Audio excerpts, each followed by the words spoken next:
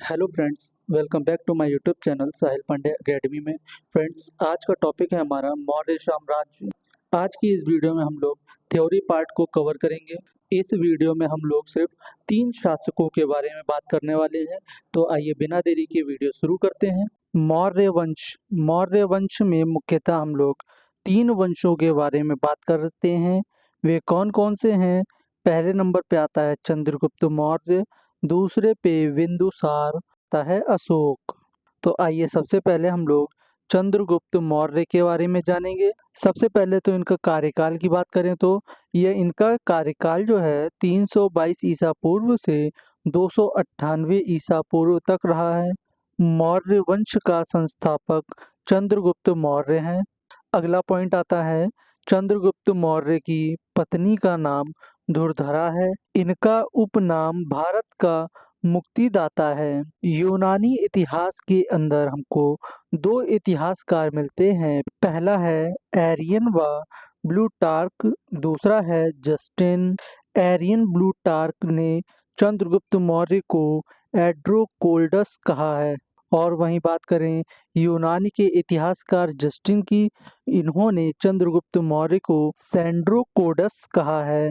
अगला पॉइंट आता है सेल्यूकस और चंद्रगुप्त मौर्य के बीच युद्ध होता है। इसमें सेल्यूकस हार जाता है।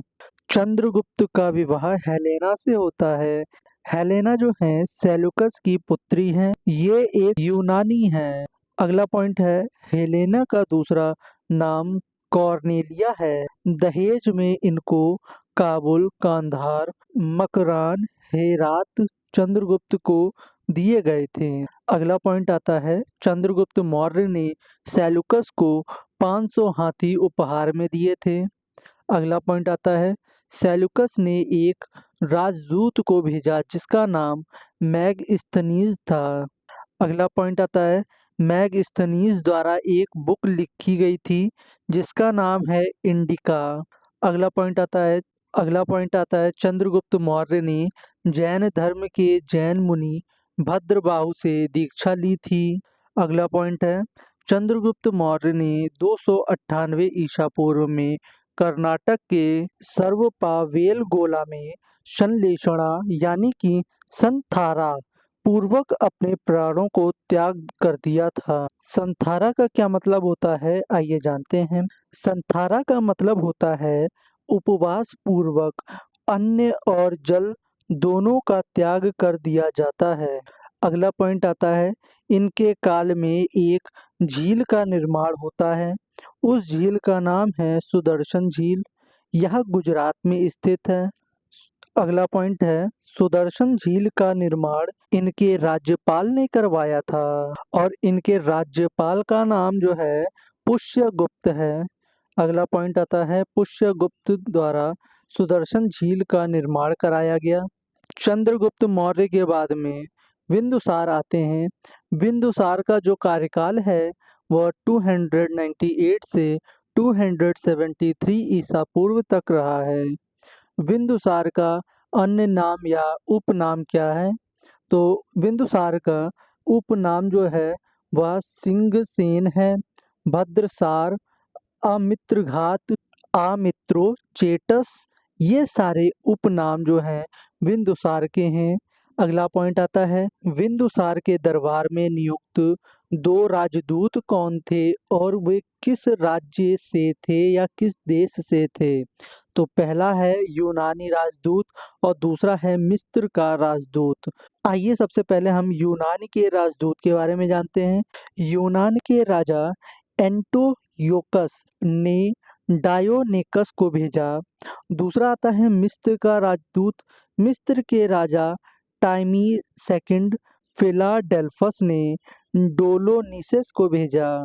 अब हम बात करते हैं बिंदुसार के शासक के बारे में। इसका एक राज्य है, एक प्रांत है जिसका नाम है तक्षशिला। तक्षशिला में 2 बार विद्रोह हो जाता है। इस विद्रोह को दबाने के लिए बिंदुसार अपने पुत्रों को भेजता है। विद्रोह को शांत करने के लिए पहली बार सुसीम को भेजा जाता है और फिर दूसरी बार अशोक को भेजा जाता है। अब आगे चलते हैं। बिंदुसार ने यूनानी शासक से 3 चीज़ों की मांग की। पहला, रसीले फलों की मीठी शराब। दूसरी, बिंदुसार ने अंजीर की मांग की। और तीसरा है कि इसने एक विद्वान यानी कि दार्शनिक की मांग की। यूनानी शासक ने 2 मांगों को तो पूरा कर दिया, लेकिन तीसरी मांग को पूरा नहीं किया। बोला कि हमारे यहाँ विद्वान यानी कि दार्शनिक बिकाऊ नहीं है, विद्वानों को देने से मना कर दिया।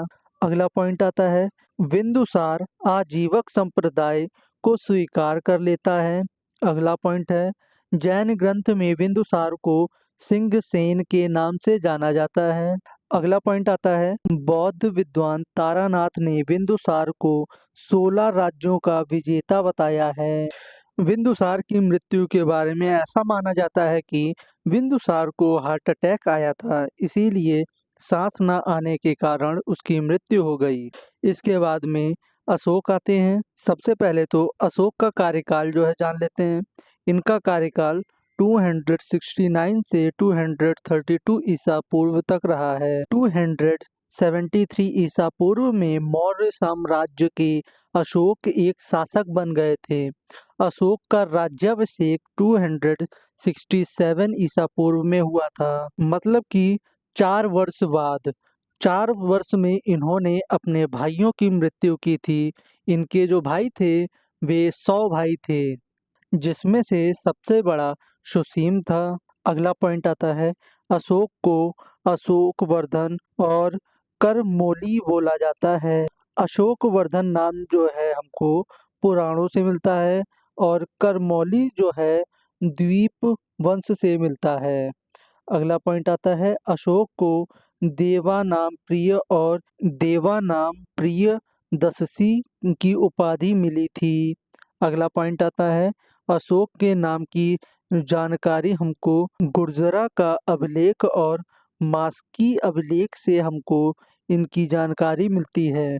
अगला पॉइंट है, अशोक के अभिलेखों की लिपि ब्राह्मी और खरोष्टीय थी। अशोक की माता का नाम सुभद्रांगी था। मैंने अभी आप लोगों को 2 अभिलेखों के बारे में बताया था कि मास्की और गुर्जरा। मास्की जो है कर्नाटक में पाया जाता है और गुर्जरा जो है मध्य प्रदेश में। ठीक है, आगे चलते हैं। अशोक के अभिलेख सबसे पहले फतेलर ने खोजा। यह कब खोजा गया था? तो फतेलर ने इसको 1750 ईस्वी में इसकी खोज की थी। अगला पॉइंट आता है, अशोक ने कश्मीर नगर को बसाया था। अशोक के अभिलेखों को सबसे पहले जेम्स प्रिंसेप ने पढ़ा था। जेम्स प्रिंसेप ने 1837 में इसको पढ़ा था। अशोक के 8वें वर्ष में कलिंग युद्ध होता है। कलिंग वर्तमान में उड़ीसा क्षेत्र में पाया जाता है। कलिंग युद्ध जो है अशोक का अंतिम युद्ध था, क्योंकि माना जाता है कि इस युद्ध के बाद में अशोक के हृदय में वैराग उत्पन्न हो गया। वैराग उत्पन्न होने के कारण में अशोक ने बौद्ध धर्म को अपना लिया।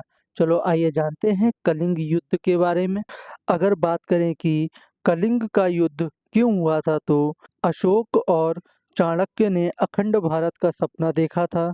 इसलिए अशोक ने अपने शासनकाल में संपूर्ण अखंड भारत विजय करने के बाद आखिरी में कलिंग को संधि का प्रस्ताव भेजा, जिसमें कलिंग ने मौर्य साम्राज्य के सामने झुकने और संधि करने से मना कर दिया।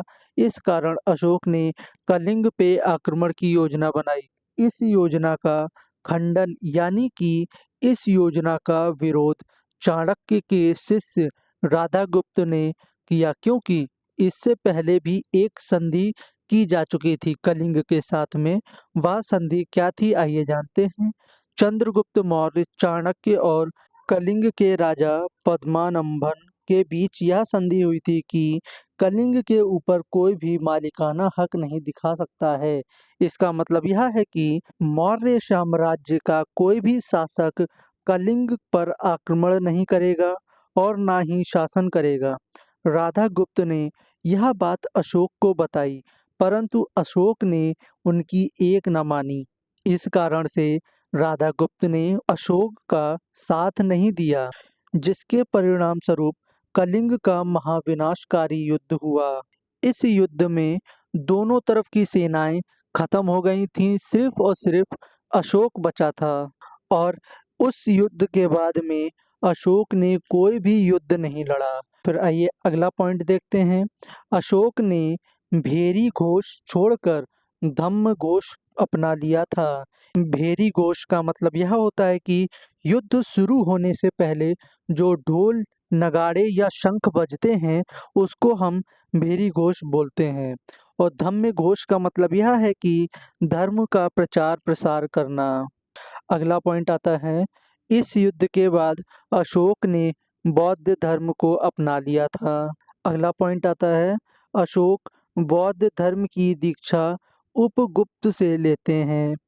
अगला पॉइंट आता है, अशोक भारत का पहला ऐसा राजा था जिसने शिलालेख लगवाए थे। इसका मतलब यह होता है कि अपनी बातों को जनता तक पहुंचाने के लिए इसने जगह जगह पर पत्थर लगवाए थे, जिसमें वह अपनी सारी बातें लिखवाया करता था। अगर हम इनके मृत्यु की बात करें तो इनके मृत्यु की जानकारी अभी तक प्राप्त नहीं हुई है। ये तो हमारे थे मुख्य 3 शासक जो एग्जाम में काफ़ी ज़्यादा पूछे जाते हैं। इसके बाद में और भी शासक हैं, परंतु वो इतने इम्पोर्टेंट नहीं हैं। उन लोगों के बारे में हम लोग एमसीक्यू क्वेश्चंस में बात कर लेंगे। आप लोगों को टेंशन लेने की कोई बात नहीं है, क्योंकि वे शासक जो हैं ज़्यादा इम्पोर्टेंट नहीं। एग्ज़ाम में बिंदुसार, चंद्रगुप्त और अशोक के बारे में ज़्यादा पूछता है। जी हाँ, एक पॉइंट और रह गया है। अशोक स्तंभ की भी स्थापना अशोक ने ही की थी। ठीक है? अगर आप लोगों को वीडियो अच्छी लगी हो तो लाइक, शेयर एंड सब्सक्राइब करिएगा। अगली वीडियो हमारी एमसीक्यू क्वेश्चंस की होगी।